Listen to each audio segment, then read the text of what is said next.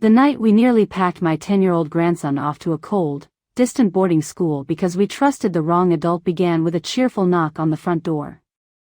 I remember the sound so clearly, my dears.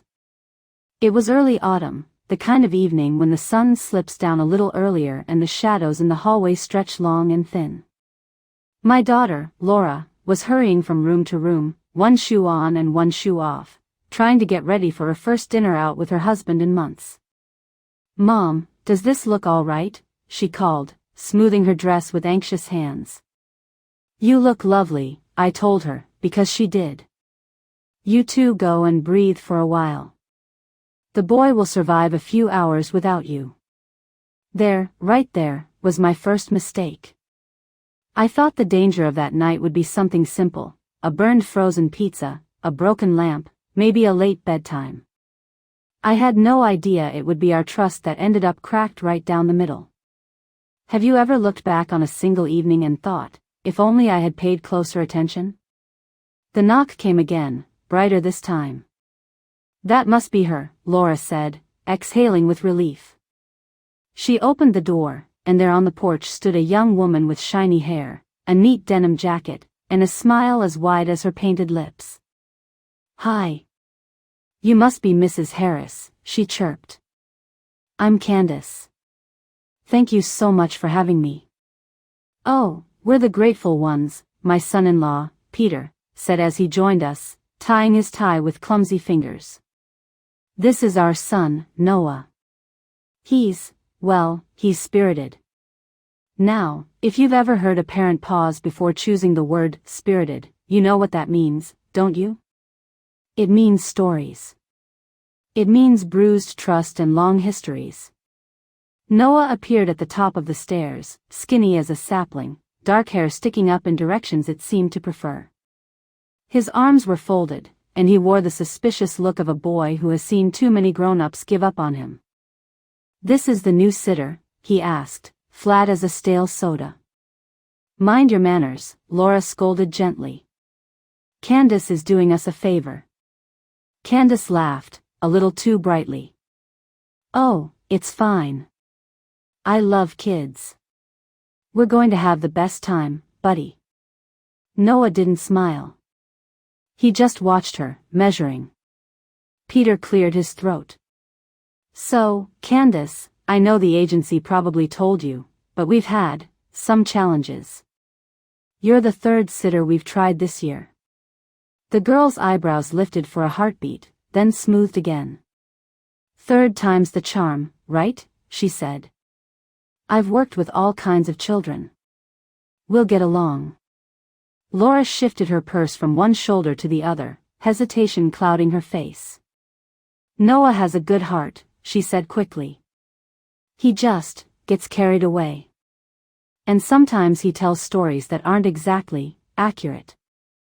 I heard the word she didn't want to say, lies. Have you ever watched a child wince when his own mother hints that his words can't be trusted? It's like watching a flower retreat from the sun. Noah's jaw tightened. "I don't always lie," he muttered. "Sweetheart, we're just being honest," Peter said, reaching into his wallet. "We want Candace to know what she's walking into." He pulled out some bills and folded them into Candace's hand. "Here's $40.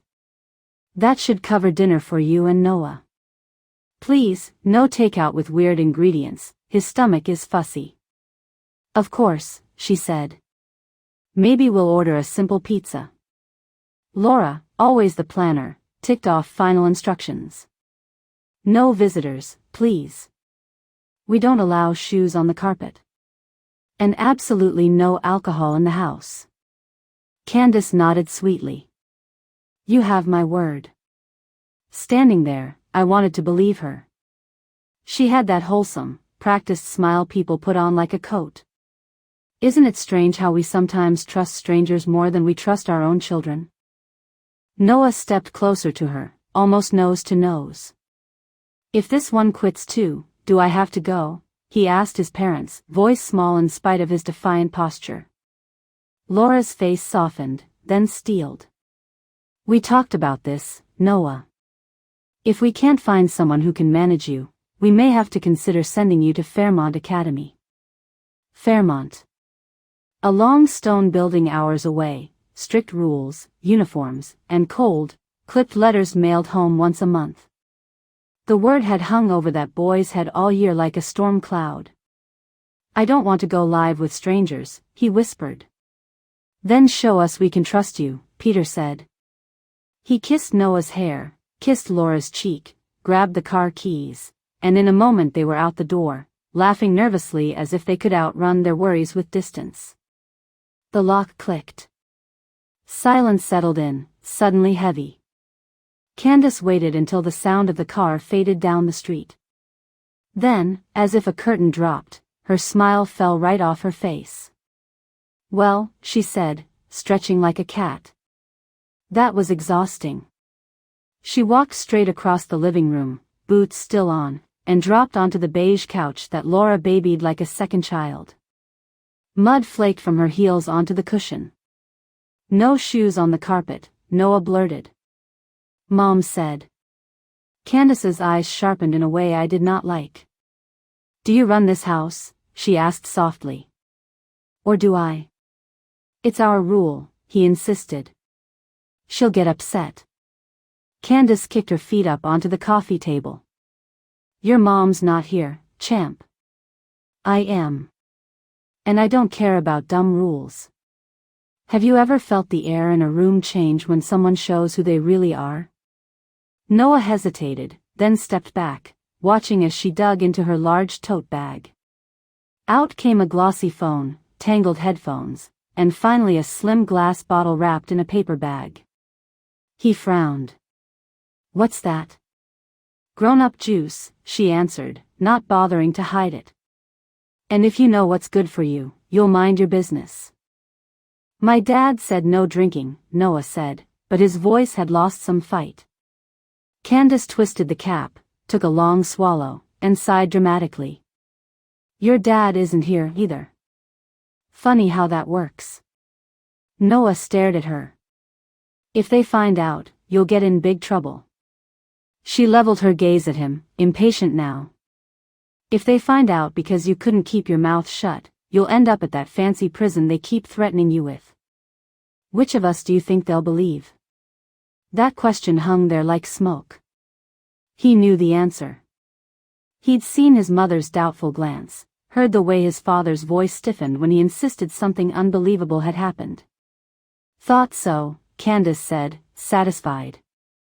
Now, I'm going to relax. You, go do whatever kids do. Play with your little blocks or stare at your cartoons. Just stay out of my way. He stayed rooted to the floor. His hand drifted toward his wrist, where a simple, chunky digital watch blinked back the time. A birthday gift from me, one of those clever watches that count steps and, unbeknownst to Candace, could also quietly record audio. Do you see how small pieces, an old woman's gift, a child's habit, can become lifelines later? Can I use my tablet? Noah asked. Candace's head snapped up. Your what? My tablet. To draw. It's in my backpack. She considered him, then smiled a cold little smile. Sure. But first, bring it here. He hesitated. Why? Because I said so, she replied, that sickly sweetness back in her voice. Go get it, Noah. He brought it from his room, clutching it to his chest. Candace plucked it from his hands and slid it into her bag. House rule, she announced. No screens for kids while I'm here. That's not a rule, he protested. It is now. She tucked the bag behind her on the couch. You won't be needing this. Less chance of you, oh, I don't know, sneaking photos, sending messages, making trouble. Noah's stomach dropped. She already suspected him. Have you ever seen an adult prepare for betrayal before a child has even decided what to do? Noah retreated to the doorway, thinking. His watch felt suddenly heavier on his wrist. He pressed one small button, then another, just the way I'd shown him when we played with it together. A faint icon appeared on the screen. The watch began to listen. So did he. Half an hour passed in this tense quiet. Candace finished her drink, flipped through television channels until she found a loud show full of people shouting at each other, and stretched out like she owned the world. Noah's stomach growled loud enough to be heard over the television. "I'm hungry," he said. "You were going to order dinner." She waved a hand. "Later." "It's already later," he replied. She sat up, irritation sharpening her features. "You really are a handful, aren't you?" "Fine. I'll get us something." Her phone buzzed just then. She glanced at the screen and smiled in a way that made my skin crawl even in memory. Or, she murmured, mostly to herself, "Maybe he can bring it." "Who?" Noah asked. "None of your concern." She tapped a reply, stood, and checked her reflection in the dark television screen. "I need you to understand something, Noah. Tonight goes my way, not yours. Remember that. Have you noticed how bullies always feel a need to announce their power?" A few minutes later, the doorbell rang again. Candace smoothed her hair, straightened her jacket, and turned to Noah. "You. Stay in the kitchen. Don't speak unless I tell you to." He didn't move. "My parents said no visitors," he reminded her. She smiled without warmth. "And I said I don't care." She opened the door, revealing a young man with a baseball cap and a cardboard box that smelled of melted cheese and garlic. "Hey, beautiful," he said, leaning in to kiss her cheek. "Missed you." Noah edged closer, peering from behind the hallway wall. "Who's the kid?" the young man asked. Candace's arm tightened around the pizza box. "This is Noah. I'm watching him tonight." "You're not allowed to have people here," Noah burst out. "My mom was clear."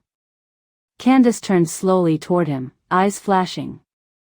"Go to the kitchen," she hissed through a clenched smile. "Now." The young man let out a low whistle. "He's a feisty one." "Ignore him," she said. "Come in." "Can I have a slice?" Noah asked from the doorway, hunger and injustice rolling together in his small voice. "This is grown-up food," Candace replied quickly. "You'll eat later." "Mom gave you money to feed me," Noah said, cheeks coloring with fury. The boyfriend laughed. "She paid you?" $40, Candace said carelessly. "And it's going to better use than chicken nuggets." She fished the folded bills from her pocket and held them out. "Actually, speaking of better use, could you stop by our usual spot? I need something stronger than this." She lifted the empty bottle. My heart clenched hearing it later. You give someone cash meant to nourish your child, and they turn it into poison. Noah froze. "That's our dinner money," he said. "You can't just." She moved so quickly he flinched. One hand landed on his shoulder, fingers digging in. "Listen to me carefully," she said low, dangerous. "You will not repeat one word of this. Not to your parents. Not to your grandmother. Not to anyone. You're stealing," he whispered. "Call it a tip for putting up with you." "Candace," the boyfriend muttered, glancing toward the street. "Let's go. I don't want to park here too long." She grabbed her purse, shoved the cash and empty bottle inside, and reached for Noah's arm. "What are you doing?" he asked, pulling back. "You're coming with us," she said. "I can't leave you here alone in case you get any ideas." "Kids aren't supposed to come there," the boyfriend protested. Candace shot him an annoyed look. "Do you have a better suggestion?" "I'm not losing this job over his big mouth." Have you ever watched adults drag a child into their own wrong choices rather than face their consequences? Noah's heart pounded. I'll tell, he said. If something happens. I'll tell everything. Not if I have your electronics, she replied, patting her bag. And not if they already think you're a liar. That last word hit him harder than her grip. Shoes, she ordered. Let's go. Minutes later they were in the boyfriend's car, an old sedan that smelled of air freshener and stale smoke. Noah sat in the back seat, seatbelt cutting across his chest, watching familiar streets give way to rougher blocks. His mind raced. His watch hummed faintly against his wrist, still recording. Can we at least get real food? He tried. My grandmother says young boys need proper meals. Candace turned the volume of the car radio up. Your grandmother isn't here either. They pulled into a dim parking lot behind a strip of tired shops. Another car idled there, engine rumbling like a restless beast. The boyfriend parked, hands gripping the wheel. He's already here, he muttered. I'll handle it, Candace said, unbuckling. Keep the kid quiet. Noah watched through the streaked window as a man in a hooded jacket approached. Money changed hands. A small plastic bag vanished into Candace's purse. Even if you have never seen such a transaction, your soul recognizes wrongness when it walks up to your car, does it not? That's illegal, Noah whispered as she slid back in. She rolled her eyes. Add it to your list of things you're not going to tell. The drive back felt longer. Noah's fingers itched to do something, to find a grown-up who would listen. But who? His parents believed he exaggerated. His teachers had sent home notes about his creative stories. By the time they returned to the house, the sky had grown dark, the streetlights humming to life. Inside, Candace tossed her purse carelessly on the kitchen counter and flopped once more onto the couch. Make me something to eat, Noah begged. My head hurts. Have a glass of water, she said, eyes glued to yet another noisy show. I don't know how to cook, he said. What if I burn something? Then don't burn anything, she snapped. Have you ever seen a child realize, in one terrible moment, that the adult meant to care for him simply does not care? Noah retreated to the hallway, rage and fear knotting his stomach. His watch showed a string of tiny numbers now, marking the minutes of recording. He slipped quietly into the small office where the landline phone sat on its table. Candace, thinking she had confiscated his only device, had forgotten about this relic. His fingers shook as he dialed his mother's number. At that exact moment, across town, Laura and Peter were sitting beneath soft restaurant lighting, sharing a plate of pasta and laughing over a memory from their early days, the tension of parenthood easing for the first time in too long.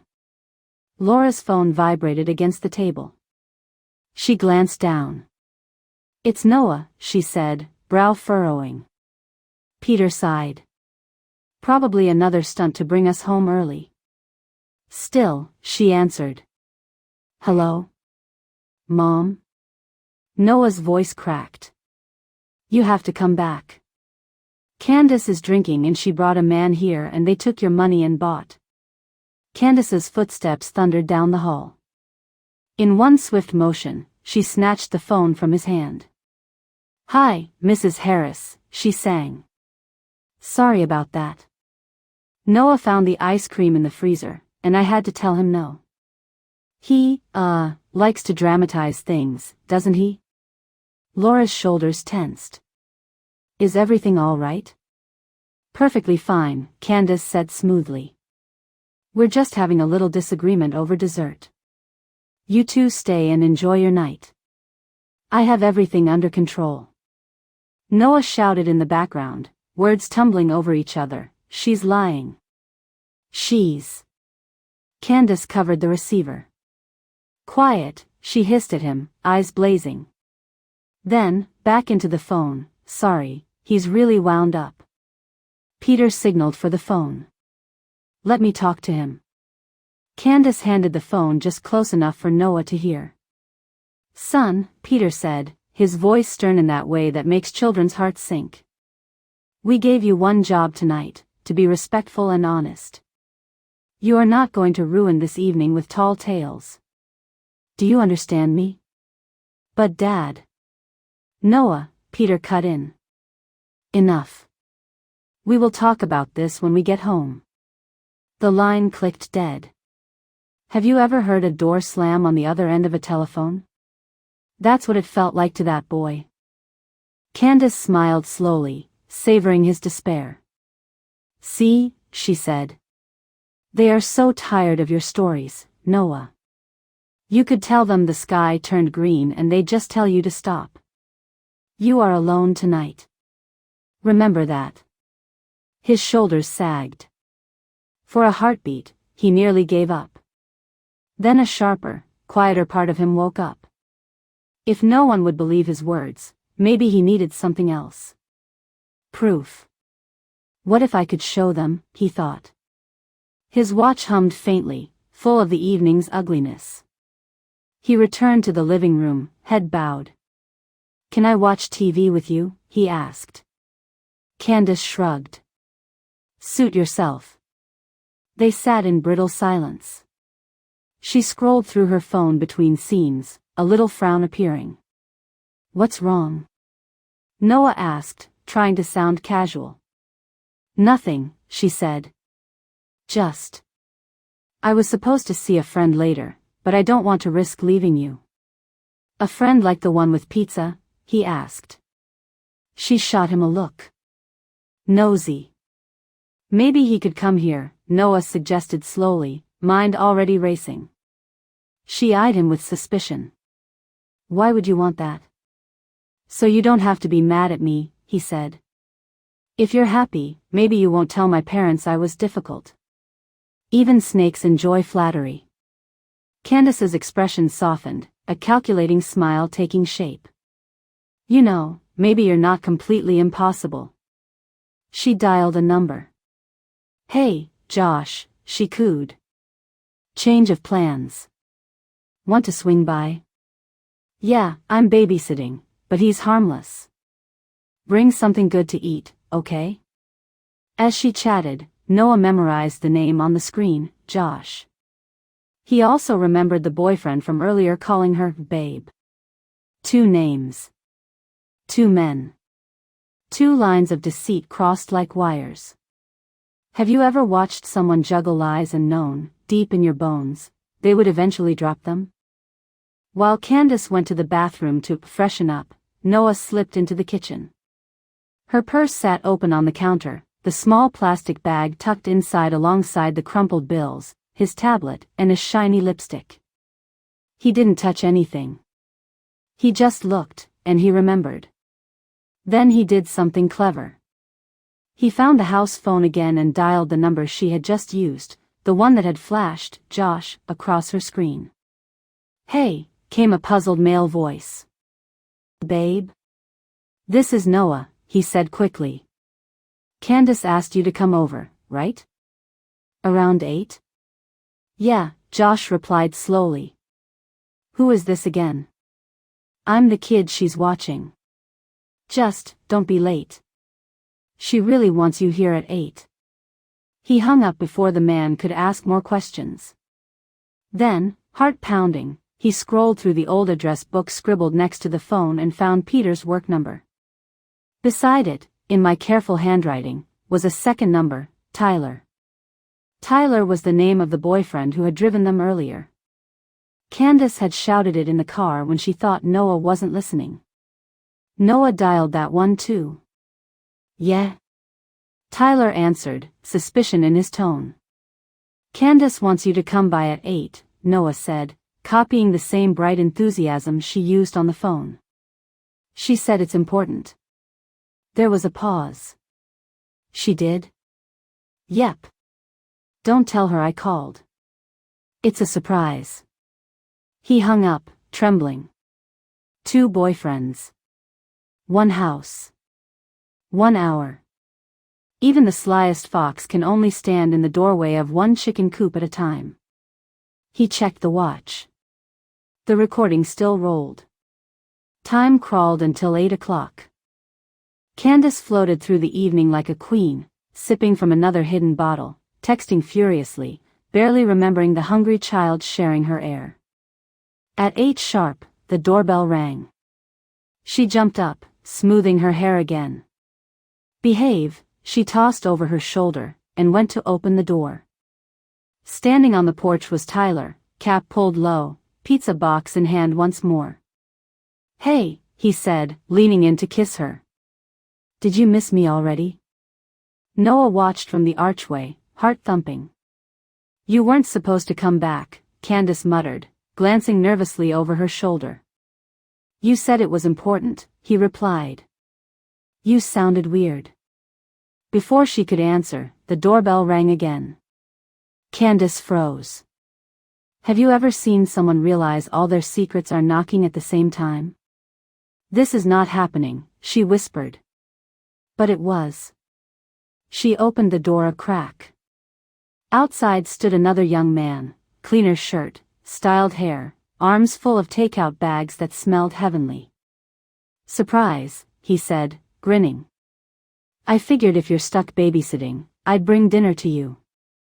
Tyler stepped into view. "Who's this?" he demanded. Josh's smile faltered. "Who are you?" Noah stepped out from behind the archway like a tiny conductor stepping onto a podium. "She told me you both were her boyfriends," he announced, voice shaking but clear. "She just didn't want either of you to know." Candace spun, eyes wild. "Noah, stop. Is that true?" Josh asked, staring at her. "Of course not," she said, color draining from her face. "He's making things up, like he always does." Noah lifted his wrist slightly, feeling the weight of truth recorded there. "She said you bring pizza and you bring real food," he continued, words tumbling now. "She said she gets the best of both worlds."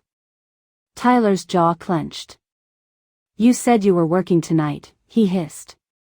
"You sent me to that guy for you." Josh turned to Candace. "You told me you were alone with a kid who was a nightmare. You didn't mention your other boyfriend." "Both of you, calm down," she snapped, but her voice lost its charm. "He's twisting things. You know how kids are. Do you know what happens when a liar's stories finally collide with each other instead of with the truth teller? They crumble." "I'm done," Tyler said, thrusting the pizza box into her hands like it burned him. "You can find someone else to run your errands." "Yeah," Josh added, backing toward his car. "And someone else to bring you dinner." In moments, both cars were pulling away, tires crunching over fallen leaves. Candace stood on the porch, arms full, mouth open, abandoned. Noah almost felt sorry for her. Almost. She shut the door with a violent slam. "You little snake," she whispered, rounding on him. "You think that was clever? You have no idea what you've just done." "You did it," he replied, surprising both of them with his calm. "I just showed you to them." Her hand twitched like she wanted to slap him, but some thin sliver of self-control stopped her. Instead, she grabbed the house phone. "You know what?" she said, dialing. "I'm done too. Your parents can come deal with you now." She put the call on speaker. "Hi, Mrs. Harris," she said when Laura answered. "I'm afraid we have a serious problem." I remember that call vividly because I was watching Laura's face when it came. By then, dinner had gone sour. Something in her had stayed knotted the whole evening, and no amount of dessert could unwind it. "What happened?" Laura asked, already signaling for the bill. "Noah has been completely out of control," Candace said, her voice shaking in a way that sounded convincingly upset. "He tried to run out of the house. He stole the money you left and claimed I used it for bad things. He even set up some kind of trick with people coming to the house. I don't feel safe." Peter's face hardened. "Put him on," he demanded. Candace held the phone toward Noah but didn't let go. "Say you're sorry," she hissed. Noah swallowed. "Dad, she. From the background, I heard Peter's patience snap. You know what? He said. We have tried everything, Noah. Therapists, family meetings, consequences. If you are making up wild stories again, you leave us no choice. The word choice echoed strangely. We'll talk when we get home, Laura added, sorrow squeezing her voice thin. Go to your room, please. The line went dead again. Candace smiled, slow and venomous. Boarding school, here you come, she sang. Noah flinched but did not move toward his room. Did you hear me? She snapped. I heard you, he said quietly. Everyone hears you. That's the problem. Have you ever seen a child stand up on shaking legs but refuse to sit back down? He looked at his watch. The tiny numbers marched forward. Fine, she said at last. Sit there and stew. Either way, this is my last night in this dump. She stalked off to the kitchen. I imagine she needed another drink more than she needed air at that point. Outside, a car door shut. Headlights swept across the curtains. They're home, Noah said, heart hammering. Candace paled. Stay quiet, she ordered. Remember what we talked about. The front door opened. Laura and Peter stepped in, faces drawn and weary. I followed a second later, coat over my arm. Something in me had insisted on riding back with them instead of going straight home. A grandmother's instincts are not perfect, but they tap you on the shoulder sometimes. How did it go? Peter asked, gaze moving between Candace's composed face and Noah's rigid posture. Candace pressed her hands together, eyes shining just enough to look sincere. I hate to say this, she began, but I am really worried about Noah. My stomach sank. What happened? I asked, trying to keep my voice from trembling. He accused me of terrible things, Candace said. He said I brought strangers into your home, that I drank in front of him, that I used your money for drugs. She shook her head, a saint wounded. None of it is true. He even made phone calls behind my back and tried to pit people against each other. Laura's eyes filled. Noah? She asked softly. Is any of this true? He opened his mouth, then closed it. What was the point of more words? Peter rubbed his forehead. We warned you, son, he said. We cannot keep living in this chaos. The word Fairmont hovered again, unspoken but roaring in the room. This is beyond me, Candace went on. I don't feel comfortable staying, honestly. I don't want to be accused of more lies. She reached for her purse. That was when Noah finally moved. Wait, he said. You shouldn't go yet. Sit down, Peter scolded. You've caused enough trouble. Noah's hands shook as he lifted his wrist. Dad, please, he said. Just listen this one time. Not to me, to this. He pressed a small button on the side of the watch. Have you ever seen a room hold its breath? From the little speaker came Candace's own voice, tinny but unmistakable. They already think you're a liar. I'll just tell them you made the whole thing up and they'll ship you off to that fancy school where you belong. Laura staggered back a step. What was that? She whispered. Noah met her eyes. My watch records, he explained. You forgot, Mom. Grandma showed me how. Candace took my tablet, but she never asked about this. He let the recording continue. We heard her demand his tablet. We heard the slur in her words after another drink. We heard the boyfriend in the car, the talk of our usual spot, the crinkle of a plastic bag. Silence wrapped around us when the audio stopped. Is that real? Peter breathed. Candace's mask crumbled. You can't just, that's an invasion of privacy, she sputtered. He tricked me. When adults refuse to listen, children learn to suffer in silence. I spoke those words before I knew I was going to. They slipped out on a tide of grief and regret. Laura turned to me, eyes brimmed with tears. "Mom, what do we do?" she whispered. Before I could answer, there was a firm knock at the door. "Who could that be?" Peter muttered. He opened it to reveal Officer Ramirez, our neighborhood patrolman, cap in hand. I'd seen him at block parties, leaning over paper plates of barbecue. Tonight his mouth was a grim, straight line. "Evening," he said. "We got an anonymous call from this address earlier. Something about possible illegal substances and a child present. Everything okay?" My heart lurched. Noah glanced at Candace, then at the open kitchen where her purse still sat on the counter. "Anonymous, huh?" Peter said slowly. "Officer, I think you'd better come in." Candace laughed, brittle. "This is ridiculous. Some neighbor must have seen Tyler's car and overreacted." "Tyler?" Laura repeated sharply. "That's not important," Candace snapped. "I don't have anything on me. This is all that boy's latest performance." "Ma'am, if you don't mind," Officer Ramirez said gently, "I'd like to take a quick look in that bag on the counter." "You can't just."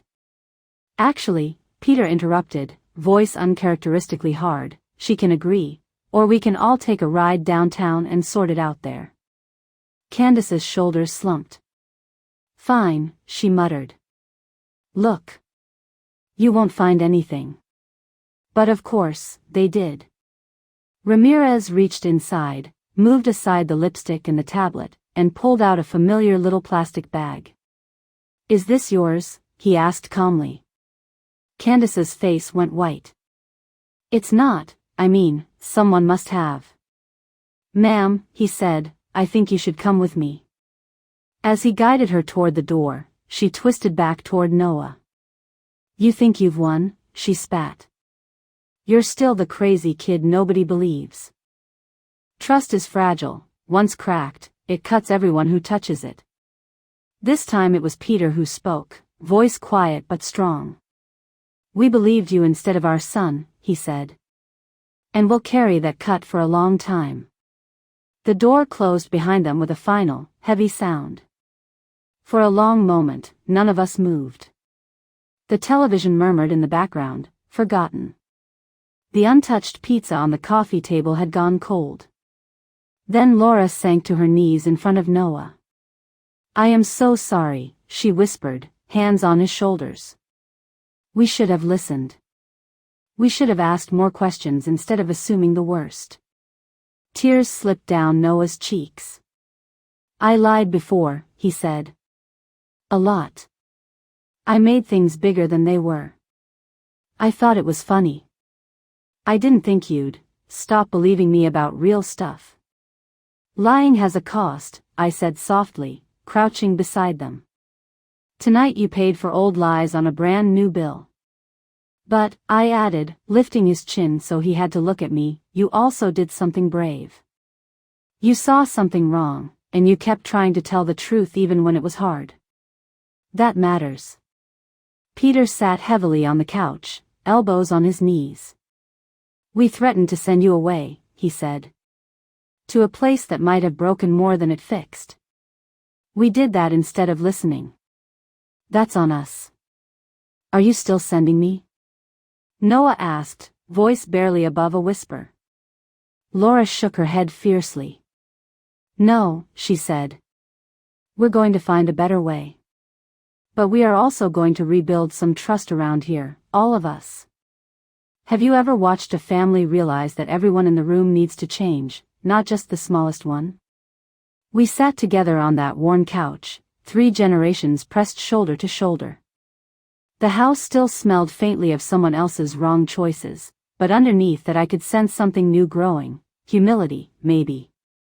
Honesty. Peter cleared his throat. "Starting tomorrow," he said, "we're getting rid of that boarding school brochure. And we're getting some help. For you, Noah. For us." Maybe even for Grandma, if she'll join family therapy. Oh, I have a few things to say, I replied, managing a smile. Noah let out a shaky laugh. Does this mean I can have dinner now? We all laughed then, the tight, teary kind. Of course, Laura said, standing. We owe you at least half a pizza and a big apology. Later that night, when the dishes were done and Noah finally slept, I sat with Laura at the kitchen table, the dark pressing against the windows. I feel like I failed him, she said quietly. What kind of mother believes a stranger over her own child? The kind who's tired and scared, I answered. The kind who's been lied to, and whose heart is bruised. The kind who is still learning. Is that an excuse? She asked. No, I said gently. Just an explanation. The important part is what you do next. She nodded, wiping her eyes. We'll listen better, she said. We'll also hold him accountable when he lies. But we won't throw his truth away with his mistakes. That's all any of us can hope for, I replied. My dears, if you're listening to this because you love stories of families stumbling and finding their feet again, I hope ours leaves you with something more than just shock at a bad babysitter. I hope it nudges you to lean in a little closer the next time a child in your life says, "You won't believe what happened." Maybe you will not believe every detail. But perhaps you can believe that something real sits underneath those words, waiting to be heard. And if you, like Noah, have felt the sting of not being believed, remember this: truth has a stubborn way of surfacing. Sometimes it takes a digital watch or a shaky recording or a grandmother with a big mouth, but it comes. Here on Dust of Old Days, we share these old family tales not to shame anyone, but to remind ourselves that people can change, even after they've messed up. Parents can learn to listen. Children can learn that honesty is worth the risk. If this story touched you, if you saw a piece of your own childhood, or your own parenting, in it, I'd be grateful if you'd tap that like button and share this video. It helps more folks find Dust of Old Days, and it tells me these late-night memories are worth setting down for you. Thank you for sitting with me through this long, hard evening from our past. May your own home be a place where truth is welcomed, even when it trembles. Now, go check on the little ones in your life. Ask them how they're really doing. Then, listen. Because sometimes, the smallest voice in the room is the one that saves the night.